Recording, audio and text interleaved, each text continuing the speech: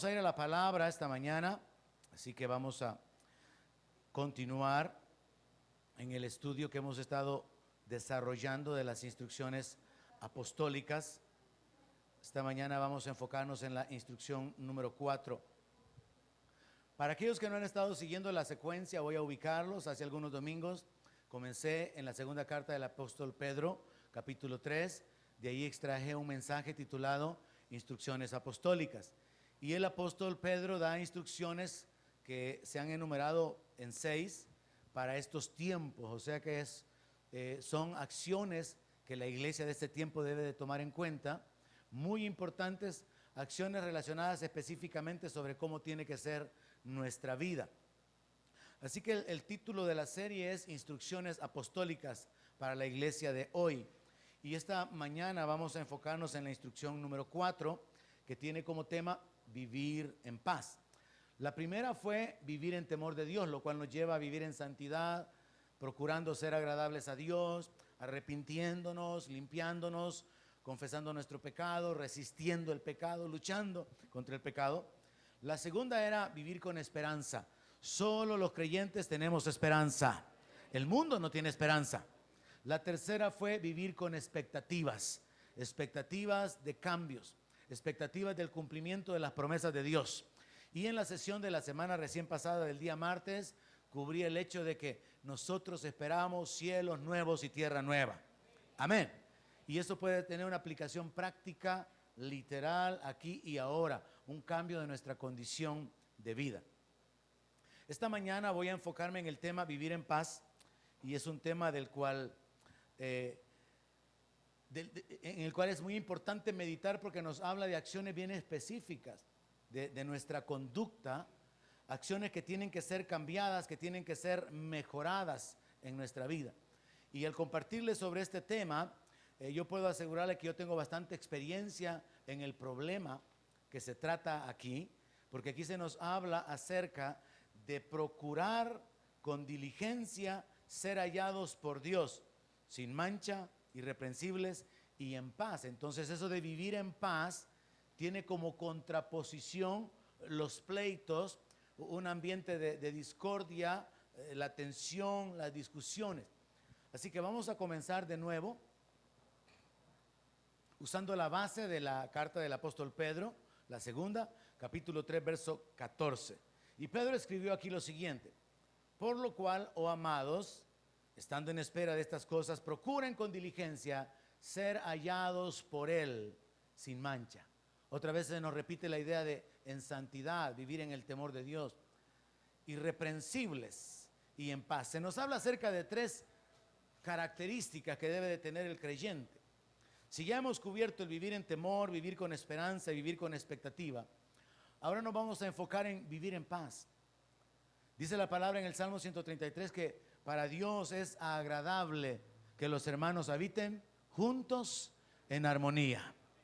Pero muchas veces ni siquiera nuestra familia está caminando en armonía, por la desobediencia de los hijos, por la falta de respeto de los cónyuges, por las presiones económicas, por situaciones muy personales, tal vez hasta de traumas de la infancia. Hay muchas cosas que pueden robarnos la paz. Y por eso esta mañana vamos a enfocarnos en por lo menos 10 aspectos prácticos. Porque si la instrucción del apóstol Pedro es, hermanos, que cuando el Señor venga nos halle en paz, entonces tenemos que ejecutar acciones concretas, específicas y conscientes para que el Señor nos halle en paz, no en pleitos, no en divisiones, no en celos, no en contiendas, no en competencias, sino en paz. Así que el enfoque de esta mañana es, ya sabemos que el Señor va a volver. Estamos esperando al Señor. No estamos esperando el juicio, sino ser librados de la ira venidera. Pero tenemos que aguardar esa manifestación del Señor con este enfoque, de que el Señor nos halle sin mancha. O sea, que nos halle, como Él dice, venid luego y estemos a cuentas. Que Él nos halle caminando en su temor, que Él nos halle perseverando en la fe, que Él nos halle reconciliados y teniendo paz para con Él, que Él nos halle viviendo en el temor como iglesia. Lo segundo dice irreprensibles, y la idea de irreprensible es que no hay nada que señalarle, El mejor ejemplo bíblico es Daniel. No encontraron nada de qué acusarlo. Así que se les ocurrió acusarlo con respecto a su devoción. Ellos sabían que Daniel no iba a dejar de orar. Así que lograron que el rey emitiera un decreto prohibiendo orar, y ahí tuvieron cómo hacer señalamientos a Daniel. Pero en realidad Daniel tenía una conducta intachable. No había nada por lo cual lo podían señalar o acusar. Y esa es la idea de ser irreprensible. Alguien que no tiene culpa de nada. Alguien que no puede ser censurado, señalado o acusado conscientemente. Porque usted puede ser acusado sin que usted sea culpable. Pero aquí la idea es, no hay culpabilidad. No hay manera de reprenderlo. Y la tercera, que es donde estará todo el enfoque principal de esta meditación, es que el Señor nos halle viviendo en paz, nos halle viviendo en armonía, nos halle viviendo en un ambiente de tranquilidad, donde tampoco hay temor, sino que hay una seguridad, hay un ambiente donde las relaciones están correctas y podemos estar juntos unos con los otros, experimentando la bendición y el favor de Dios. Ahora, antes de comenzar, como yo ya confesé que tengo problema con lo que es la base de este tema, yo quiero que algunos me acompañen. ¿Cuántos tienen problemas con la ira? Levanten la mano. 1, 2, 3, 4, 5, 6. Gracias. Hoy ya no me siento solo. Hasta me dan ganas de cantar el corito.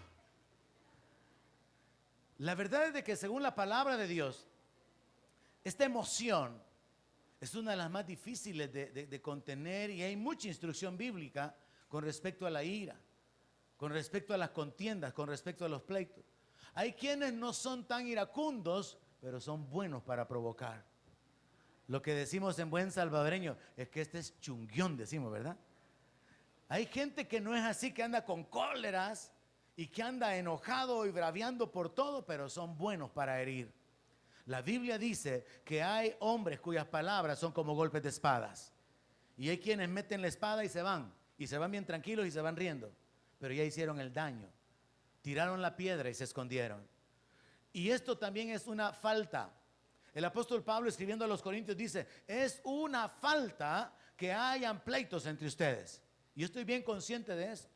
Es vergonzoso realmente el que hayan pleitos, el que hayan contiendas. Y todos nosotros como seres humanos nos encontramos en circunstancias donde tenemos razones para enojarnos, para disgustarnos. E incluso la palabra de Dios dice, airaos, pero no pequéis. Pero es bien difícil. Pero según la palabra es posible. O sea que según la Biblia está permitido airarse, porque la ira es una emoción que Dios nos dio. Pero la ira hay que saberla canalizar, hay que saberla enfocar.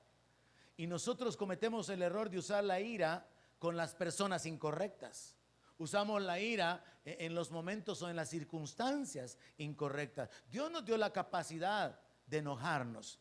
Dios nos dio la capacidad de experimentar la molestia, la incomodidad, la capacidad de rechazar algo, de reaccionar para defender, de reaccionar para luchar, para proteger.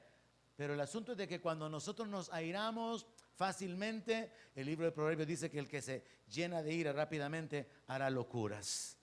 Así que al hablar esta mañana acerca de vivir en paz, mi propósito es que todos aquellos que reconocemos que esta es una área que tiene que ser fortalecida en nuestra vida, nos propongamos conscientemente tomar en cuenta las instrucciones que hay al final de la meditación, sabiendo que Dios está interesado en que vivamos en paz. Quiero poner énfasis en que el texto dice, procuren con diligencia. O sea, el apóstol Pedro no solamente dice, miren, traten de que el Señor los halle viviendo sin mancha, que el Señor los halle viviendo irreprensible, sino que le está diciendo, procuren con diligencia ser hallados por Dios, por el Señor, en su venida, sin mancha e irreprensibles en paz. Así que pongamos énfasis en esa frase primeramente, porque procurar con diligencia significa hacer un esfuerzo. Y por eso mi ejemplo es la hormiga. Me parece que la hormiga puede cargar 60 veces su peso o algo así. Entonces la idea es hacer algo consciente orientado, bien específico. Y en este caso el asunto es, voy a procurar vivir en paz. Voy a procurar ser una persona que está cooperando para vivir en la paz familiar, en la armonía. Cada uno de los miembros de la familia tienen que aportar, tienen que hacer su propia parte para que se pueda vivir en paz. Porque hay quienes, como mencionaba, son los provocadores del conflicto, pero luego se alejan, pero ya quedó el malestar, ya quedó la incomodidad. Es muy fácil una palabra de reproche, es muy fácil emitir un insulto, es muy fácil hacer una comparación y luego alejarse, pero el daño ya fue hecho. La mecha ya se encendió. Y si los que están ahí son mecha corta, el asunto va a reventar. Ocupamos ese término, ¿verdad? En buen salvadoreño. Entonces aquí la idea es que tenemos que procurar con diligencia, lo cual puede traducirse, hagan todo esfuerzo, asegúrense, hagan todo lo posible. ¿De qué? De ser hallados por Él en paz. ¿Hay alguien aquí esta mañana que toma la decisión conmigo de recibir esta palabra? Amén. Procurar que el Señor nos halle en paz. Hemos tenido tiempos, etapas, diferentes situaciones de conflictos, pero hoy podemos cambiar un poco nuestra mente, reenfocarnos. Y hoy tenemos un nuevo día, podemos tener un nuevo comienzo y enfocarnos específicamente en que si el Señor viniera en estos días, lo haya usted viviendo en paz, lo haya viviendo confiado, aportando con su conducta, con sus palabras, con sus acciones para una convivencia en armonía y dejar de un lado esa convivencia de conflicto, de reclamos, de reproches, de inconformidad, de ingratitud y tantos aspectos que vamos a ver en el camino. Así que aquí tenemos un consejo de parte de Mafalda. Mire, yo diría que nos pusiéramos todos contentos sin preguntar por qué. Me parece que es una buena idea la de Mafalda. Yo diría que nos pusiéramos todos contentos sin preguntar por qué. Simplemente vivamos contentos para poder vivir en paz. Estemos agradecidos, dependamos de Dios, caminemos en el temor de Dios. Vamos a comenzar entonces estableciendo que vivir en paz es una instrucción de Dios, es una orden, es una instrucción divina que Jesús la dio y también la dieron los apóstoles. Segunda de Corintios capítulo 13, verso 11.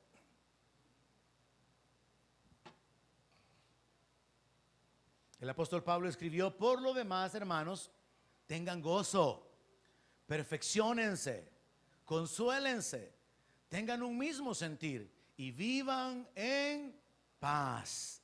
Y el Dios de paz y de amor estará con ustedes. Así que el apóstol Pablo instruye a la iglesia: vivan en paz, iglesia. No vivan en competencia, no vivan en pleitos, no vivan en esas actitudes de roces y de contienda. Vivan en paz. En Marcos capítulo 9, verso 50, quien habló es nuestro Señor Jesús. Y Él dijo: buena es la sal, mas si la sal se hace insípida, ¿con qué la van a sazonar? O sea, si la sal ya no tiene sabor a sal, no le puede echar sal a la sal, ¿verdad? Ya no tiene ninguna utilidad. Tengan sal en ustedes mismos, y aquí el enfoque es como tener gracia, ser amables, tener una actitud correcta en su relación con los demás. Su gentileza sea conocida por todos, dice el apóstol Pablo. Así que esto de tener sal significa tener sabor, que usted sea una persona que tiene gracia en su relación con los demás. Y luego el Señor Jesucristo agregó: y tengan paz los unos con los otros. Es una instrucción bíblica. Romanos capítulo 12, verso 18. De nuevo el apóstol Pablo da una instrucción y muestra un elemento muy importante. Si es posible, en cuanto dependa de ustedes, estén en paz con todos los hombres. Porque a veces no va a ser posible. Lo que el apóstol Pablo está diciendo: no sea usted el que genera el conflicto. No sea usted el provocador. No sea usted el rencilloso o la rencillosa.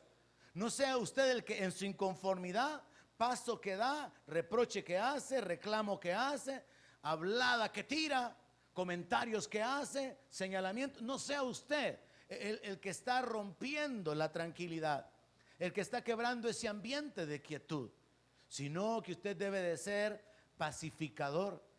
Y usted debe de ser de aquellos que viven en paz y que procuran mantener buenas relaciones con todos los demás.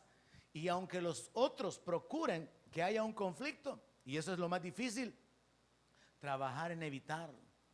Procurar no caer en la trampa del diablo, porque eso es una trampa del diablo, para que la gente pueda llenarse de amargura, para que la gente pueda vivir una vida donde no hay satisfacción, donde no hay gozo, donde no hay bendición. Cuando el diablo logra dividir las familias, logra dividir las iglesias, el diablo sabe que allí va a haber pérdida de la bendición.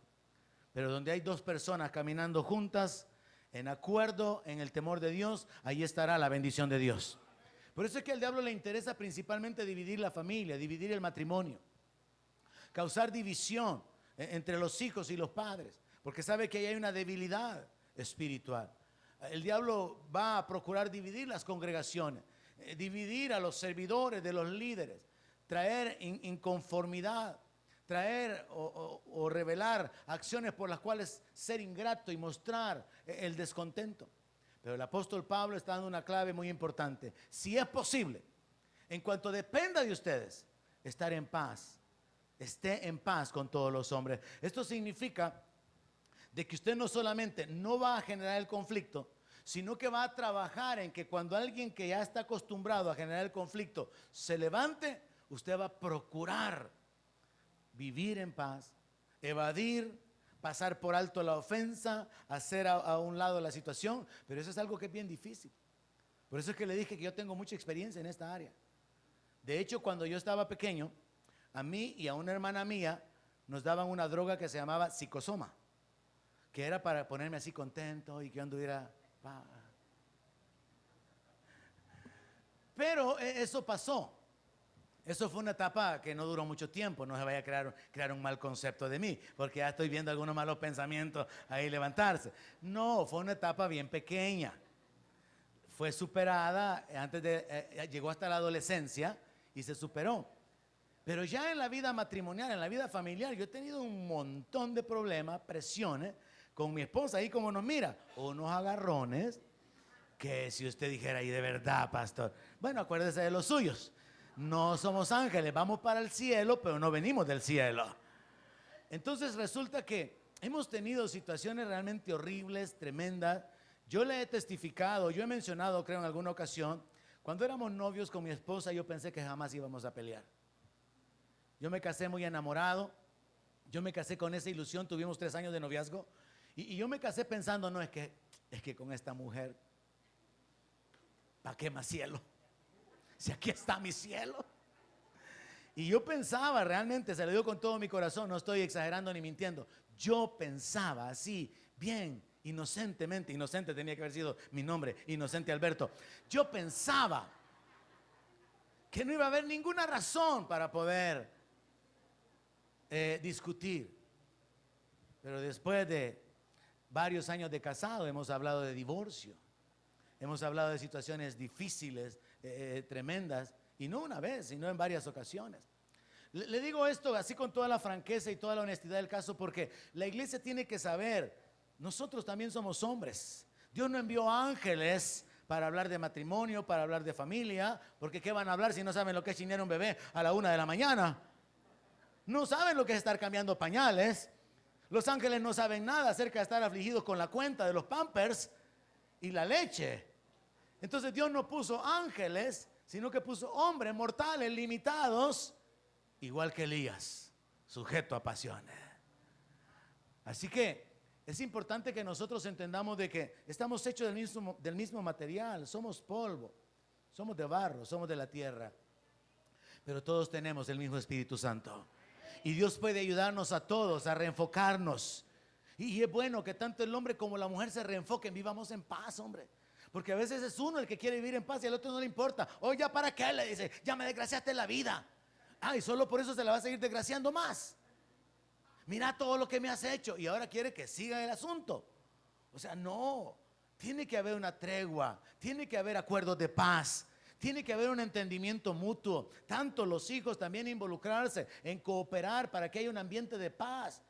en la iglesia, en el trabajo. Los creyentes deberíamos de ser personas que somos pacificadores, o sea que llegamos como mediadores donde hay conflicto, pero también deberíamos de ser personas que evitan el conflicto y que no generan el conflicto. Quisiera que alguien me dijera un amén si está de acuerdo. Esa es la forma en que deberíamos de vivir, pero no vivimos así. ¿Por qué? Porque hay un montón de circunstancias que nos sacan de onda, nos sacan de las casillas, nos rebalsan el vaso. Quizás usted anda cargando un vaso todo el tiempo, ¿verdad? Hoy sí me rebalsaste el vaso, Les. Entonces el asunto es que estamos todo el tiempo presionados y no hemos aprendido conscientemente a enfocarnos a vivir en paz. Vivir en paz es una instrucción divina. Según Efesios capítulo 4 verso 3 dice que estemos dispuestos, que estemos atentos, que estemos solícitos en guardar la unidad del Espíritu en el vínculo de la paz. Mire, si usted y todos los que estamos acá reunidos somos hijos de Dios porque hemos nacido de nuevo y se nos ha dado el Espíritu Santo, hay una unidad que Dios ya creó. Nosotros no tenemos que trabajar por alcanzar la unidad. Estamos unidos a Cristo y estamos unidos los unos a los otros. ¿Qué dice Pablo entonces? Que mantengamos una actitud dispuesta de guardar esa unidad. No dice que la alcancemos, sino guardar esa unidad que ya tenemos. ¿Y cómo se logra guardar la unidad? Con el vínculo, con el pegamento, con la unión de la paz. ¿Cómo se mantiene unido el hombre con su mujer? Por la paz. La guerra los separa. Los pleitos los alejan. Las discusiones van a terminar en heridas, van a terminar en daños que se van guardando, que se van acumulando y que van causando reacciones, van así como el volcán que está acumulando la presión interna hasta que un día explota. Y es bien difícil vivir con alguien que está provocando, es difícil vivir con alguien que fácilmente es provocado. Y el asunto aquí es que seamos sinceros y seamos honestos. ¿Usted de los que provocan o de los que no sabe cómo controlar la provocación? Porque podemos ser uno de los dos. ¿Usted es el que está continuamente generando la chispa que enciende el fuego o usted es la gasolina que se incendia? Y de cualquier manera hay una responsabilidad. Entonces esta mañana el enfoque es bien práctico. Hoy no vamos a hablar del 666 y de la bestia y del anticristo. Vamos a hablar de la bestia que se levanta dentro de nosotros mejor, la cual hay que hacer morir. Porque el apóstol Pablo dice que hay que despojarnos del viejo hombre. El apóstol Pablo escribe de que hay que andar en vida nueva. Dice que hay que hacer morir todo lo terrenal. Y eso es terrenal. Es animal, es diabólico. La palabra de Dios contiene instrucciones entonces acerca de vivir en paz. Y si usted sale de aquí así como yo quedaba después de tomarme mi dosis de psicosoma, paz, paz, paz, yo ya la hice con este mensaje. Porque voy a bendecir a algunas familias del CCF. Aleluya. Pero va a ser su decisión, hermano.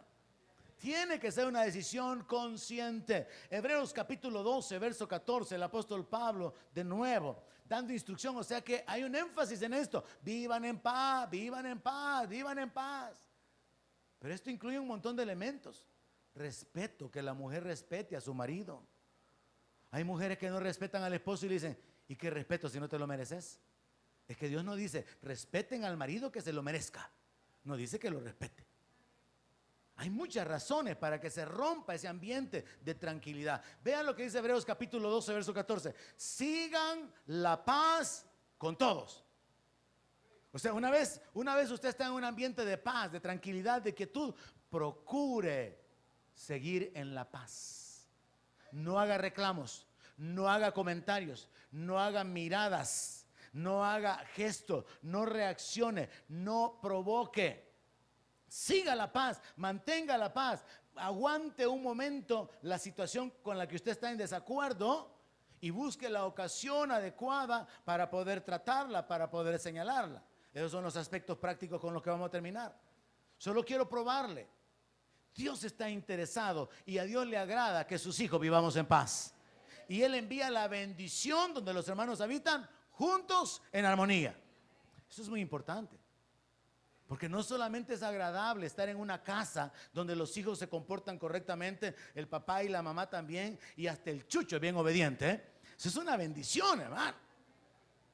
Pero cuando usted llega y el chucho ha deshecho las almohadas y ve el relajo que hay y la falta de cooperación y la irresponsabilidad y tantas situaciones, todo es un ambiente tenso, todo es causa de pleitos y de conflictos. Pero qué tremendo conectar esto realmente. No solamente es bueno vivir en paz, porque esa es la mejor manera en la que podemos desarrollarnos, relacionarnos, sino porque el Salmo 133 dice que allí envía el Señor la bendición. ¿Quiere usted la bendición de Dios? Aprenda a vivir en paz. ¿Quiere usted que Dios envíe la vida eterna, su gloria, su respaldo? Aprenda a caminar en paz en su relación con todos los demás. Hermanos, esto es espiritual. Quizás hasta le diría, es más espiritual y más importante que usted hable en lenguas. Porque está hablando acerca de una conducta en la cual usted está teniendo el control de su vida. Porque este es el problema en el cual le digo que yo he tenido mucha experiencia en perder el control. La palabra de Dios dice que es más grande el hombre que se enseñorea de su espíritu que aquel que conquista una ciudad.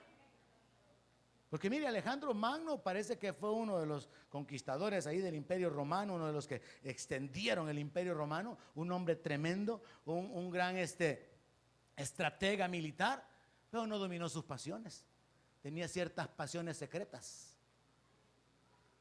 Entonces el asunto es mejor aquel que domina su espíritu que aquel que conquista una ciudad.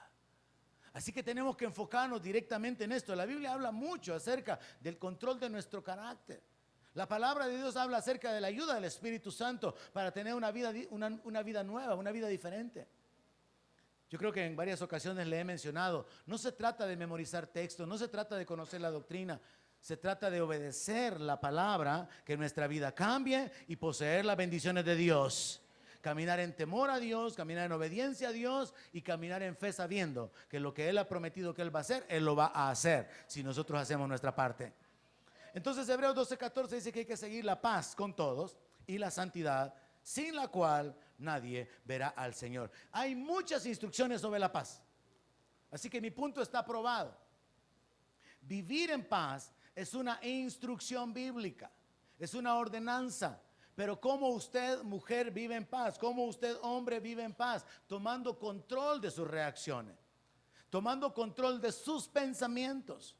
El apóstol Pablo dice que hay que llevar cautivo todo pensamiento a la obediencia a Cristo. Yo no sé cuántos aquí se confiesan que a veces el diablo les ha ayudado para hablar cosas que no deberían de haber hablado. Amén. Si el diablo le ayudó a Pedro, hermano, él también nos ayuda a nosotros. Nosotros podemos darle lugar al diablo. Y cuando hay una discusión, el enemigo va a aprovechar esa pérdida del control nuestro para tomar control de nuestras emociones. Y al final van a haber ofensas, van a haber heridas, van a haber cosas que no quisimos decir, pero ya las dijimos. Y se quedaron como marcas, se quedaron como golpes. Y por eso es tan importante el enfoque de que hay que aprender de una manera consciente y bien enfocada a controlar, a refrenar o a hacer morir la pasión que se manifiesta en la ira. Romanos capítulo 14, el apóstol Pablo escribió que el reino de Dios no es comida ni bebida, sino justicia, paz y gozo en el Espíritu Santo. Pero usted puede decirme algo que yo en alguna ocasión pensé, pastor, pero es que viera, yo solito soy feliz. Si cualquiera, hermano, sería el colmo que usted solo esté jalando el pelo.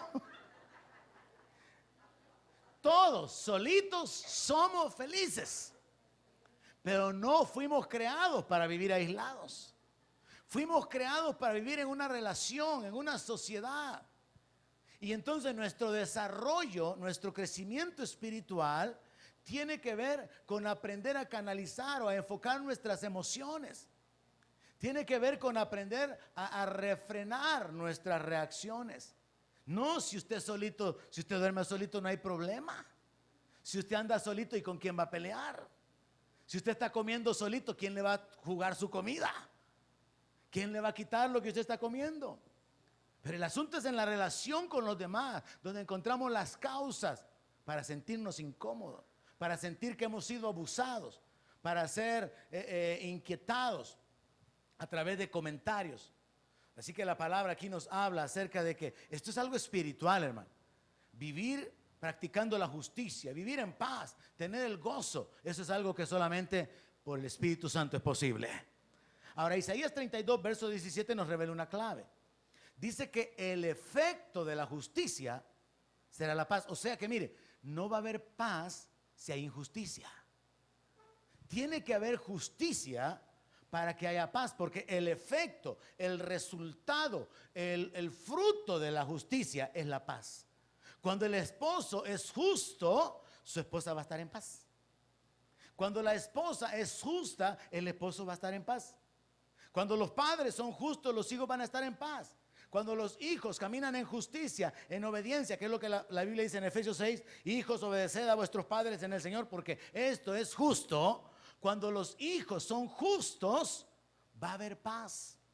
Entonces hay muchas maneras de romper la paz, de quebrarla, de alejarla. Pero esta mañana nos enfocamos en una actitud consciente de trabajar en nuestra propia vida y reconocer que no solamente pecamos contra Dios, sino que pecamos contra aquellos que nos rodean. Así que es suficiente. Establecemos bíblicamente, vivir en paz es una orden, es una instrucción, es algo en lo cual todo creyente tiene que enfocarse. El libro de Proverbios tiene varias escrituras relacionadas con la contienda, con la pérdida de la paz. Uno de ellos es Proverbios 26, 21. El carbón para hacer brasas y la leña para hacer el fuego, y el hombre rencilloso para encender contienda. Usted tiene que analizar, hermano. ¿Es usted esa clase de hombre que está buscando la perfección en todo? ¿Es usted esa clase de hombre que está todo el tiempo exigiendo, señalando, acusando, condenando? ¿Es usted esa clase de hombre provocador que no puede estar tranquilo si no le está reclamando a la señora? No puede estar en paz, sino que tiene que estar buscando un aspecto, una área en la cual ejercer su autoridad, en la cual hacerse sentir, en la cual intervenir para poder mostrar que está en control de todas las cosas. Este texto nos está diciendo que el hombre rencilloso sirve para encender la contienda. Todo estaba tranquilo hasta que llegó el hombre. Tranquila la señora, pasa con los hijos todo el día, pero cuando llegó el don, ay Dios, los hijos salen a esconderse como que son ratones. Hay un gran temor porque ya llegó el ogro, ya llegó el gruñón y llegó el apaoso y anda gruñendo y con la escopeta para arriba y para abajo. ¿Recuerdan de la caricatura del oso, de la familia oso? Entonces el asunto es que la Biblia claramente establece que el hombre rencilloso enciende la contienda. Comentarios sobre celo, exigencias sobre la comida, sobre el trato, sobre la atención, ofensas, comparaciones, inconformidad, señalamientos de todo tipo, y van a ir causando heridas. Un comentario simple como este: me atendieron mejor en el comedor ahora, pues allá tuviste que pagar, papá. Comentarios hirientes, comentarios que van a provocar, que van a causar un daño. Pero también en Proverbios 27:15 encontramos la contraparte. Dice: gotera continua en tiempo de lluvia y la mujer rencillosa son semejantes. No sé si usted alguna vez se ha acostado, tiene la llave del chorro cerca de su cuarto, plic, plic, plic, te se acuesta, da la vuelta, se pone la almohada aquí, allá, plic, plic, plic. Y usted no se puede dormir por estar contando las gotas. Ahora, en este caso aquí la idea es gotera continua en tiempo de lluvia. Está en el dormitorio la gotera, ¿verdad? Y ahí está queriendo dormir. Y usted hasta sueña que anda con Noé en el diluvio. Están impresionados por que está enfocado en el agua. Mire qué tremendo la forma poética. Gotera continua en tiempo de lluvia y la mujer rencillosa son semejantes. pretender contenerla es como refrenar el viento. ¿Quién puede refrenar el viento? ¿Cómo se puede detener el viento? O sea, lo que está diciendo es, no vas a poder detener a una mujer rencillosa. Mejor hay que pegarse a la vuelta, porque no va a ganar una. Dice de que eso de querer detener a una mujer rencillosa se compara con querer sujetar el aceite. Póngase un poco de aceite en la mano y téngalo ahí mientras consigue el otro elemento que necesita. Hasta después lo echa en la cacerola y no le va a quedar nada. Entonces está diciendo, es imposible detener a una mujer rencillosa. Y como que dentro de las cualidades o de la naturaleza de la mujer, ella es más provocadora y el hombre es más explosivo. Aunque hay mujeres que tienen las dos. Y hay hombres que son terribles. Entonces el asunto es siempre el mismo enfoque. ¿Cómo aplico la palabra en mi vida? Si es una instrucción bíblica, si es un mandato de Dios, vivir en paz, seguir la paz, andar en paz. ¿Qué tengo que hacer para poder lograrlo? Dice la Escritura en Proverbios 21:19, porque curiosamente, debido a la naturaleza de la mujer, hay más textos relacionados con la mujer con respecto a las rencillas y a la contienda, porque es la mujer la que genera el conflicto. El hombre dice, no, mire, pastor, si yo ni hablo, pero viera, esta mujer me saca de onda, pastor. Y el asunto es entonces que como que parte de la naturaleza de la mujer es expresarse. La mujer es expresiva hasta con los ojos. La mujer es expresiva y no oculta lo que siente, sino que siente la necesidad de manifestar lo que siente. Y entonces hay más instrucciones en la Biblia con respecto a la mujer en esta área de ser rencillosa. Dice la Biblia, mejor es morar en tierra desierta que con la mujer rencillosa e iracunda. Y entonces aparece por aquí Mafalda. Y Mafalda dice una verdad verdadera, para que no perdamos la costumbre. Las mujeres nos enfadamos solo por estos 5 motivos. Número 1, por todo. Número 2, por nada. Número 3, porque sí. Número 4, porque no. Y número 5, por si acaso. En realidad, hermanos, es fácil vivir con una mujer entonces. Porque solo hay 5 cosas por las que se puede enojar. Mientras que uno de hombre tiene cientos y miles de cosas. Pero la mujer es solo 5. Así que hemos enfocado el problema. Hemos detectado el pecado. Hemos detectado nuestra falla. Y espiritualmente hablando, el apóstol Santiago dice que las guerras y los pleitos se originan en nuestras pasiones, las cuales combaten en nuestros miembros. O sea, mire, qué bueno fuera que esto lo tomáramos así como una lección de vida práctica, donde concluyéramos, Dios quiere que viva en paz, Dios quiere que camine en paz, tengo que tomar acciones específicas, concretas y conscientes para cooperar con vivir en paz. Lo voy a hacer porque Jesús es mi Señor. Esa es la actitud que todo creyente debería de tomar. No ser una persona conflictiva, sino un pacificador. No ser una persona reactiva, sino una persona que controla sus reacciones. Pero tenemos que hacerlo de una manera bien consciente. Santiago entonces señala que el problema es en nuestro interior. Está en nuestro corazón. Está en nuestras pasiones. Y dice que esas pasiones batallan dentro de nosotros. Así que aquí vamos con las claves. Cada una de estas claves tiene una escritura bíblica de respaldo, por lo menos. Y esa va a ser su tarea, encontrarla. Yo solamente voy a mencionarlo así, superficialmente. Pero si usted ya está de acuerdo conmigo, ya descubrimos que es una instrucción divina el vivir en paz. Ya tocamos la llaga, ya señalamos cuál es el pecado, cuál es el problema. La falta de control, el ser un provocador o ser alguien que estalla porque ya no aguanta más y piensa que no tiene por qué seguir aguantando. Ya señalamos el problema. Entonces ahora enfoquémonos, ¿cuáles van a ser nuestras acciones? ¿Cómo podemos mejorar nuestra calidad como personas? ¿Cómo podemos ser mejores cristianos? Porque de eso se trata. El Señor nos ha rescatado para que andemos en vida nueva. Hemos sido creados, somos hechura de Dios en Cristo Jesús, para que andemos en buenas obras, las cuales Él creó de antemano.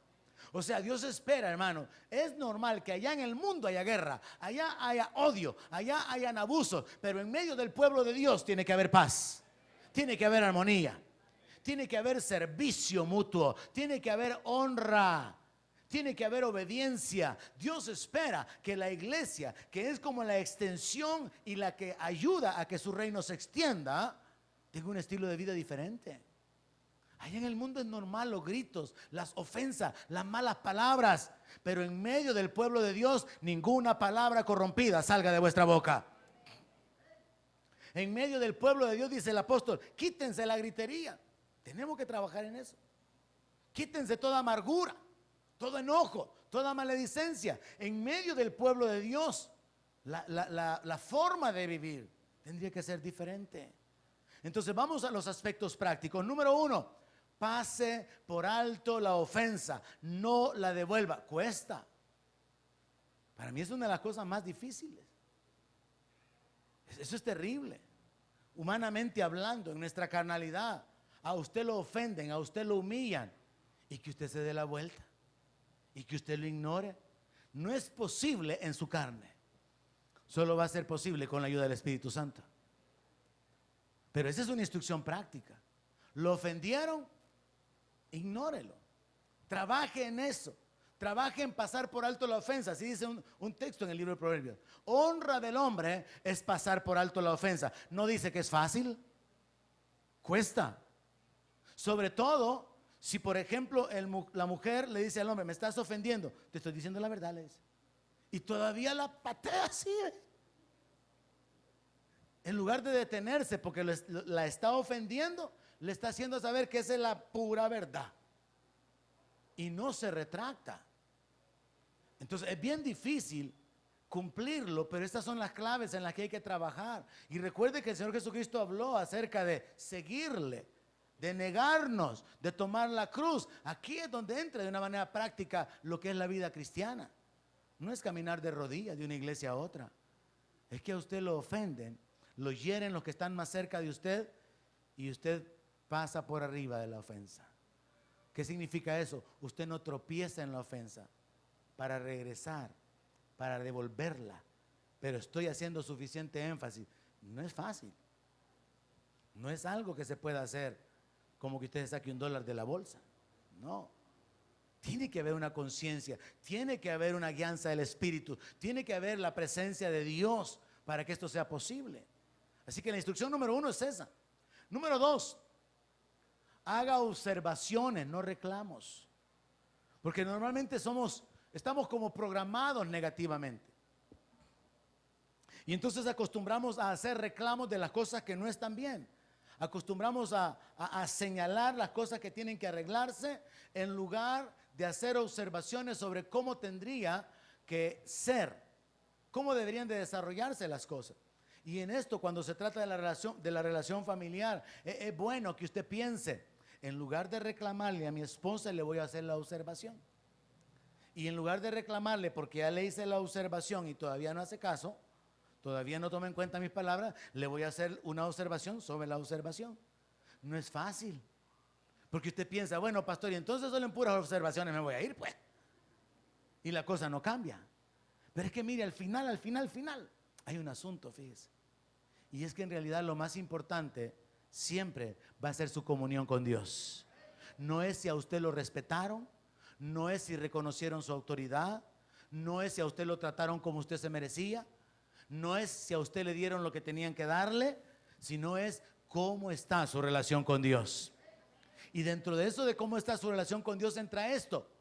¿Cómo actúa usted con las personas que no lo tratan como deberían de tratarlo?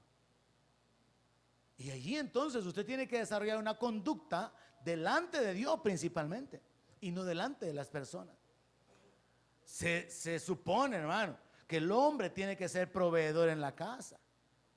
Y hay hombres que no son proveedores. Y hay mujeres que están sufriendo por eso. Y es una cosa tan complicada la vida matrimonial, porque cuando el hombre no cumple su parte, la mujer no cumple su parte, van a haber roces, van a haber conflictos. ¿Y cómo arreglarlos? Dice la palabra de Dios que el que no provee para su casa es peor que un incrédulo. Y hay peores que un incrédulo en el CCF, fíjese. Hay peores que un incrédulo en el CCF. Pero no vinieron ahora. Ojalá que miren el video. El asunto es entonces, ¿y cómo, pastor, una mujer puede vivir en paz, en armonía, en felicidad, si tiene un hombre irresponsable? O sea, lo que quiero probarle es, van a haber razones para que usted viva enojada, para que usted viva disgustada, para que usted pueda mostrar su cólera. Al ver la irresponsabilidad, al ver la falta de conciencia, la falta de sensibilidad del esposo y viceversa. Pero el asunto que estoy tratando de establecer fundamentalmente es esto: independientemente de, usted tiene que cuidar su relación con Dios. Dios va a honrar a los que le honran. Dios bendice a los que caminan en fe y en temor. Dios va a levantarle a usted. Dios va a responderle a usted. Dios va a sostenerle. Dios va a ayudarle, si usted camina de acuerdo a la palabra. Pero su relación con los demás es algo que no se puede obviar. Es algo en lo que hay que trabajar y cuesta. No es fácil. Número 3, aprenda a dar respuestas amables y no violentas.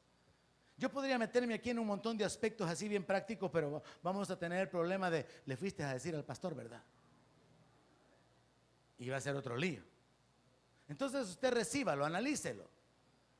Vea la claridad de la sentencia. Aprenda a dar respuestas amables y no violentas. Es que me habló bien pesado, entonces yo le contesté mal.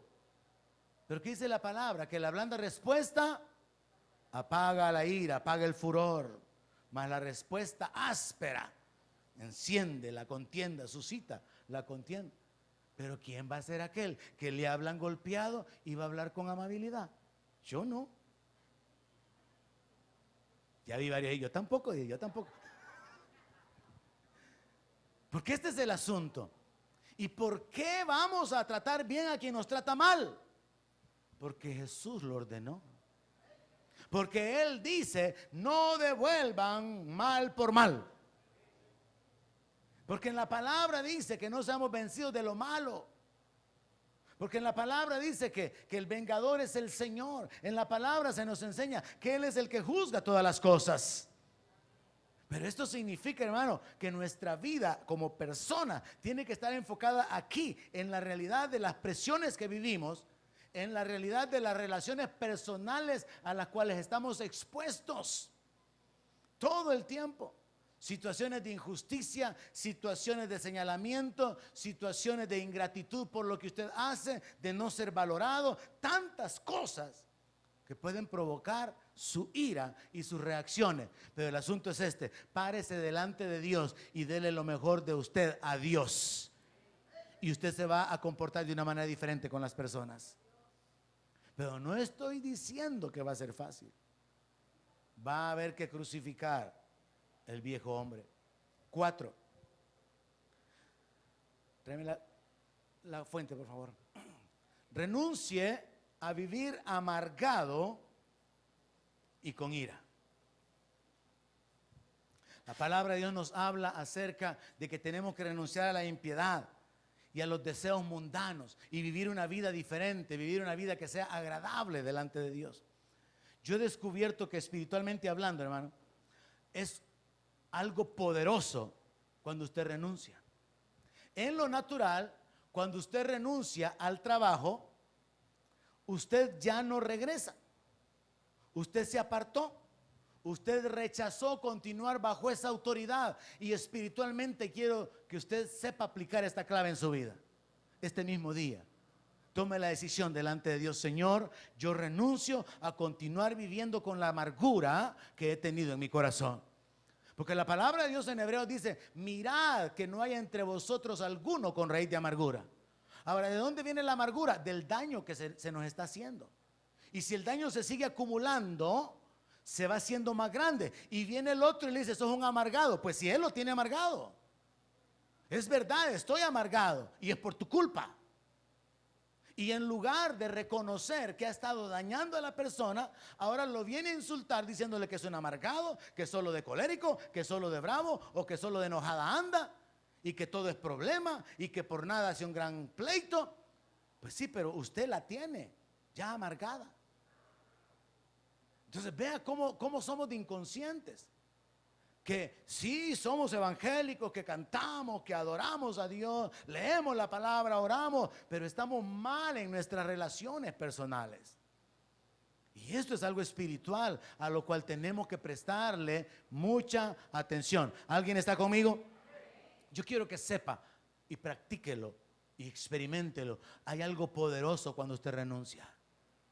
Y usted puede hacerlo delante de Dios diciéndole: Señor, yo renuncio a continuar con estas actitudes en las cuales no tengo control de mi carácter. Señor, yo renuncio a seguir expresando mi ira, renuncio a continuar con esta actitud de estar gritando, de querer hacerme sentir porque no me oyen, porque no me respetan, independientemente de cuál sea la razón. La Biblia dice que tenemos que quitarnos toda gritería. No dice bajo qué circunstancias sí, bajo qué condiciones es posible un poquito. No, Pablo dice: quítese de vosotros toda gritería. Entonces no está permitido, no es aceptable, no es válido. No se acepta eso para nosotros como nuevas criaturas. Y si hemos caído en ese pecado o en esa falta, la renuncia es el punto donde ponemos un alto. Señor, yo renuncio. Y usted puede ir delante de Dios y confesar y expresarse delante de Dios: Señor, yo he actuado de esta y de esta manera porque me he sentido así, así y así. No me he sentido valorado, me he sentido menospreciado, me he sentido ignorado, humillado, señalado, acusado. Delante de Dios vaya con toda la confianza y toda la franqueza y deje que el Señor sea su sanador. Porque quien lo hirió no lo va a sanar. Quien lo hirió va a ser insensible y le va a decir: con que hasta muy poquito te di. Y da gracias a Dios que no soy como la vecina, le va a decir. Entonces, en lugar de una actitud de reconocimiento, va a haber una justificación. Estoy viendo a un montón de mujeres serias y a un montón de hombres así. Número 5. No provoque el pleito con sus reproches, con sus acusaciones. Esta es una forma bien fácil de encender una discusión. Un comentario donde se está haciendo ver que lo que se ha hecho no sirve. Una palabra donde hay un señalamiento escondido. Sí, a saber por qué no querés ir, ¿verdad? Eso puede no significar nada, pero tiene algo escondido. No, si por algo es, no está acusando directamente, pero está diciendo: yo ya sé. Pero lo que sucede es que en su mente está maquinando. Vea como una palabra, una frase en la cual si alguien viniera: pero mire, ¿y de qué lo acusa su esposa? Pues no, si es que ella no me acusó, ella solamente me dijo: ¿cómo que no te conozco? ¿Y qué le quiso decir con eso de que no te conozco? Mucho. Porque está conectado con su vida, las experiencias que han tenido, los problemas que han tenido. Y él, que la conoce a ella, que lo conoce a él, sabe lo que ella le quiso decir. Y entonces el hombre reacciona porque el hombre sabe que hay malicia, hay maldad dentro de la sentencia, dentro de la palabra. Pero luego la mujer todavía puede actuar: si yo no te dije nada. Y entonces le da más cólera todavía al hombre o a la mujer. Qué tremendo, hermano. Esto es tremendo. Quizás necesitamos hacer toda una semana de seminario, 10 pasos para manejar la ira. O algo por el estilo. Pero el número 5 es: no provoque. No sea una provocadora. No sea usted el que enciende el fuego, hermano. Que nomás llega a la casa y ya comenzó el problema. Comienza con que agarró el control del televisor y le interrumpió la novela al hermano. ¿Qué? No, ahí está bien. No sea el que provoque. Número 6, póngase límites. Y esa es una cuestión bien personal. Usted solo determina cómo usted va a vivir. Mire, ¿cuál es el problema en los matrimonios? Cuando la confianza se va traduciendo en abuso de confianza. Cuando los derechos se van convirtiendo en exigencias. Y el uno y el otro van penetrando en el terreno del otro para controlarlo, para dominarlo, para exigirlo. Y ni uno ni otro son dueños. El hombre no es dueño de la mujer, ni la mujer es dueño del hombre. La palabra de Dios nos habla que todos somos de Cristo, que nada es nuestro, ni aún nuestro cuerpo es nuestro, según la palabra de Dios. ¿Cuál es el gran problema en el matrimonio? Que el hombre quiere controlar a la mujer. No quiere que la mujer piense. No quiere que la mujer decida. Se fueron al dólar y no quiere que la mujer compre unos ganchitos de 1.50. Por favor. Es el colmo. O al revés. Las decisiones en la familia se toman de esta manera. El esposo acostumbró a la esposa a preguntarle: ¿te parece bien si hacemos esto? Y la esposa dice no, la esposa dice sí. O sea que solo se hace lo que ella dice. Y cuando el esposo quiere hacer algo, no estoy de acuerdo, no se hace. No es así el asunto. No se trata de tomar control el uno del otro. Pero es tan complicado. Y como desgraciadamente no existe una escuela de matrimonio, ni existe una escuela para padres, son las que hay en la escuela, donde lo ponen a cantar a usted el pollito pío, el pollito pío, el pollito pío, el pollito pío. Seguimos igual. Pero aquí tenemos la palabra de Dios. Y la palabra de Dios nos habla de hacer morir lo terrenal. La palabra de Dios nos habla de un cambio de vida. La palabra de Dios nos habla de responsabilidades. La palabra de Dios nos habla de una vida nueva en Cristo Jesús. Pero es una decisión, hermano. Mire qué bonito cuando salgamos todos aquí. Paz, paz. No así es, ¿verdad? Así es. Es que era para este lado. Paz, paz, paz. Písanlo, písanlo. Todos decididos a caminar en paz. Hoy en el mediodía, un almuerzo, mi amor, hagamos ese pacto de paz. Si aún la guerrilla pudo con el ejército, ¿cómo nosotros no, mi amor? Yo creo, ¿verdad? Pienso yo. Entonces póngase límites. No gritar, no humillar, no ofender, no amenazar. Tome nota de esto, hermana. Tome nota de esto, hermano. No ande amenazando a su mujer. Cuide su boca para no ofenderla. No hable palabras para rebajarla, para humillarla. Y viceversa. En el caso de las mujeres, a veces el asunto podría no ser gritar, pero sí una palabra hiriente. Y se lo acabó. Y el hombre se quedó deshecho. Si no servís para nada, y se da la vuelta. Y el hombre se queda marcado. Y recuerda que así lo trataban cuando era un niño. Y ahora su mujer lo trata igual. No lo respeta. Si a vos solo te importa tu propia panza, ¿todos los hermanos viéndose la panza? No, los hermanos. Y entonces la esposa le dice: si vos solo en tu panza pensás. Hay un señalamiento así bien directo. Y el hombre se pone a hacer cuenta. Y él sabe que no piensa solo en su panza. Pero la mujer ya le dijo que solo en su panza piensa. Entonces él llega a una conclusión. O sea que esta mujer ingrata no reconoce lo que estoy haciendo. No valora y por lo tanto no agradece. Y entonces viene el diablo. Sí, ya no le des, ya no le des. Y se genera otro conflicto. Yo sé que ahora todos están sonriendo porque todos saben que han tenido pláticas con el diablo.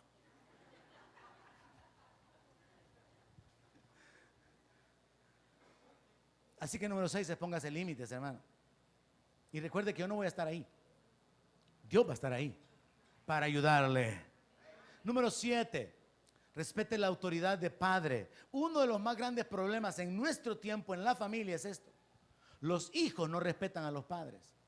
En su trato, en su relación, en la obediencia, en la palabra. Vivimos en una generación que está marcada proféticamente. Tiempos peligrosos. Hijos desobedientes, hombres amadores de los deleites más que de Dios, implacables, sin afecto natural, que tienen apariencia de piedad pero niegan la eficacia de ella. Vivimos en un tiempo difícil, una generación difícil. Los hijos no honran a sus padres, los hijos no obedecen a los padres. Los hijos tienden a muy rápidamente ahora a tomar una actitud de independencia, de reto, de confrontación, de desobediencia, y no son capaces todavía de poder enfrentar lo que realmente van a tener que enfrentar en el mundo. Hacen mal los hijos que enfrentan a sus padres cuando no están capaces o capacitados de ir a enfrentar los retos y las presiones que el mundo les va a presentar. Porque su carácter tienen que desarrollarlo para ir y vivir en el mundo, no para establecer su posición. Y yo ya no me someto. Y ya estoy grande, papá, ya cumplí 18. No, hay una falta de honra, hay una falta de respeto que va a causar un conflicto, que va a causar tensiones, va a causar presión. Y ahí es donde hay que aplicar esta séptima práctica o consejo necesario para un cambio de vida. Hay que respetar la autoridad del padre. Hay que respetar la autoridad de la madre. Hay que respetar la autoridad del esposo. A veces el esposo dice algo y la esposa dice, eso dijo él, pero venite, le dice. Y entonces le muestra al hijo o a la hija que lo que él dijo sale sobrando. No hay una unidad, no hay un acuerdo. Se está irrespetando la autoridad. Número 8. Busca el beneficio de los demás y sea agradecido por lo que recibe. Esto va a ayudar muchísimo a la paz, hermano. Que usted no esté pensando de una manera egoísta, no esté buscando únicamente satisfacer sus necesidades, sino que si aquí dentro de la iglesia, en el cuerpo de Cristo, podemos servirnos unos a otros, podemos ser canal de bendición, es en la casa donde esto tiene que comenzar. Pero hay muchos cristianos que son buenos cristianos fuera de su casa. Yo le he contado el ejemplo de este hermano que invitaba a cualquiera de sus amigos que encontraba en la calle. Vámonos, le decía al Vigues, venite, vámonos por un café al Mr. Donald. Pero no trabajaba, porque decía que Dios lo había llamado a ser un evangelista. Así que él pasaba todo el día en la casa. Y hasta que lo llamaban a alguna campaña, él iba a predicar. Y cuando a la esposa le pagaban, le decía, mi amor, te pagaron. Y la esposa, sí, le decía, me das unos 20. Y ahí sí se pone amable el hombre, ¿verdad? Cuando quiere pedirle la pisto a la mujer, ahí sí, ¿verdad? Todos sonrisas. ¿Ah? Me das 30. Y este hombre estaba acostumbrado de esa manera. No era él un proveedor, no era él un padre responsable, pero estaba abusando de su mujer. Yo he predicado eso muchas veces y sin embargo aquí en la iglesia todavía me doy cuenta que hay algunos hombres irresponsables. Pero ojalá que algún día entiendan. Busca el beneficio de los demás y sea agradecido por lo que recibe. La ingratitud genera un conflicto. Ser agradecido significa que usted reconoce continuamente el beneficio que usted está recibiendo. Usted está consciente, usted está enfocado, usted sabe que esto que le han brindado lo ha bendecido, lo ha beneficiado y usted muestra una actitud de agradecimiento. Entonces, esto del agradecimiento es importante porque provee para el ambiente de paz. Pero el ser ingrato, nunca tener las cosas listas cuando vengo a comer. Y no es cierto, está generalizando y mostrando una inconformidad. Siempre me da bien poquito. Siempre cocinas esto de esta manera. En lugar de estar agradecido que tiene lo que tiene para comer, que está siendo atendido, que está siendo servido, hay reclamos porque hay una ingratitud. Número 9, practique lo que es justo y no defraude. Si usted camina en la justicia, si usted da a quien tiene que darle, honra a quien tiene que honrar, paga a quien le debe, si usted hace lo que tiene que hacer y usted mantiene sus relaciones correctas, eso va a cooperar para vivir en un ambiente de paz. Así que haga un esfuerzo por enfocarse. ¿Es justo lo que estoy haciendo? Yo les he contado, creo yo, en alguna ocasión que en mi casa, usted sabe, uno es marcado por su casa, por la forma en que uno fue criado. Y eso, para bien o para mal, uno lo arrastra y luego tiene que enderezarlo. En mi casa, yo pude tener 2 ejemplos. Uno, el de mi mamá, honrando a mi papá. Mi papá se iba por semanas de la casa. Y cuando mi papá regresaba a la casa, mi mamá tenía siempre esta conducta. Ella siempre le preparaba comida especial a él.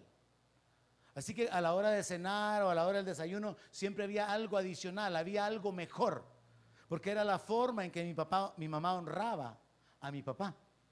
Y mi papá cuando nos veía, ¿verdad? Que él sí tenía su pedacito de carne, unos choricitos, aguacate y queso, y nosotros no, nos dejaba los bigotes. Nos compartía. Pero yo aprendí eso, yo vi la actitud de mi madre honrando a mi papá y eso fue siempre así, siempre como que lo prefería.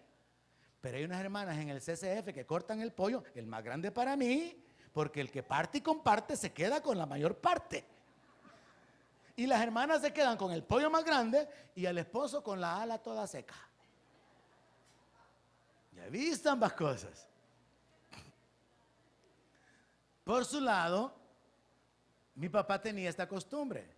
Cuando era el cumpleaños de mi mamá o era el Día de la Madre, nos reunía a todos, nos llamaba donde mi mamá no nos viera, y a todos nos ponía dinero en la mano. Y decía, vayan y le compran algo a su mamá. Así que allá iban los bichos a Santa Tecla a ver qué compraban. Y allá andaban los bichos dundeando. Y dije, ¿qué le compraban? ¿Qué sabía uno de bichos de comprar algo a la mamá? Es un gran problema. ¿Y qué sabe uno de bicho grande tampoco de comprarle a la mamá? No sabe uno qué comprar. Entonces yo veía eso, el asunto de la honra.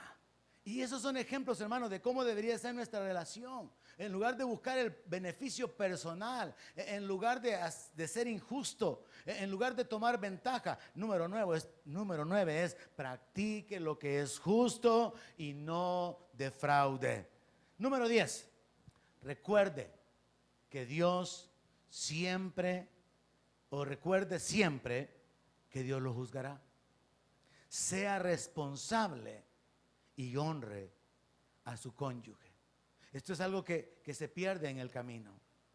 Con los años se van acumulando heridas, se van acumulando ofensas, y es como normal, ya aquello de las mariposas en la panza, aquella ilusión del noviazgo se diluyó y tiene que transformarse en un amor maduro.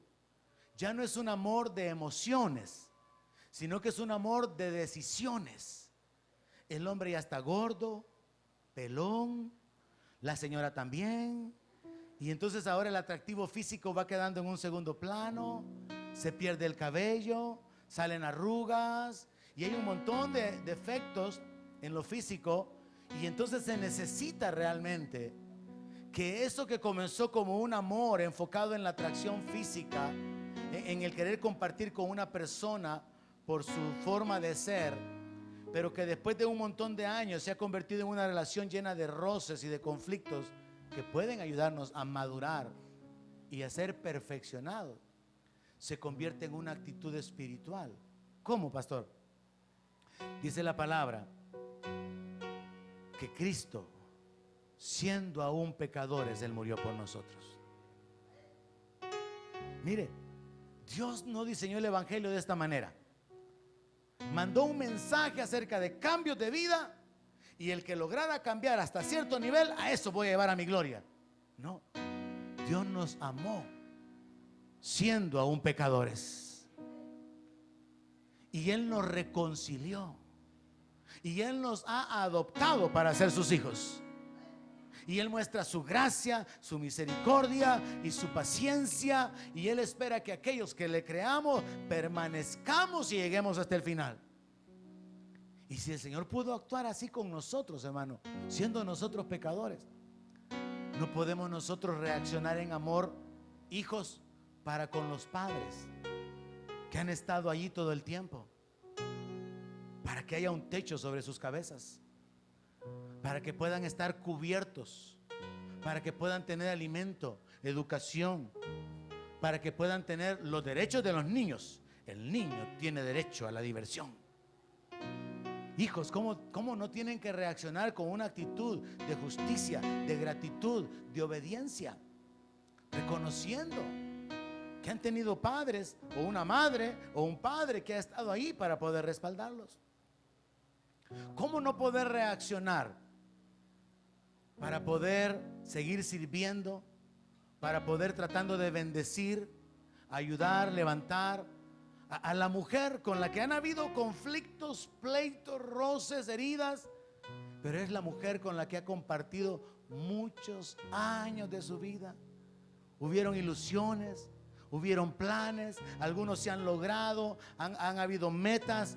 ¿Cómo no trabajar en poder restaurar, en poder corregir lo que haya que corregir? Y por el lado de las mujeres, si fuera que se diera la situación, que este fuera el caso, ¿cómo no cambiar de actitud? Si ha habido un hombre ahí que ha permanecido, que se ha esforzado, y que con todas sus limitaciones y todo lo que el diablo ha traído en contra, ataques, obstáculos, pero ahí está. ¿Cómo no poder venir y reaccionar y decir: reconozco tu esfuerzo? Porque muchas veces el hombre no se siente ni valorado ni reconocido, ni mucho menos honrado por la mujer.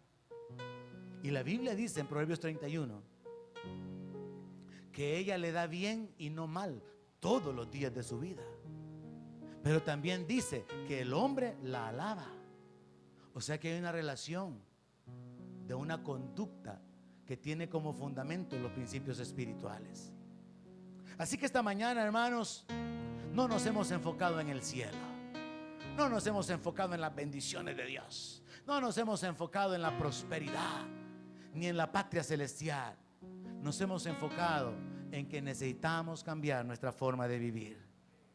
Y es una acción consciente, voluntaria y es espiritual.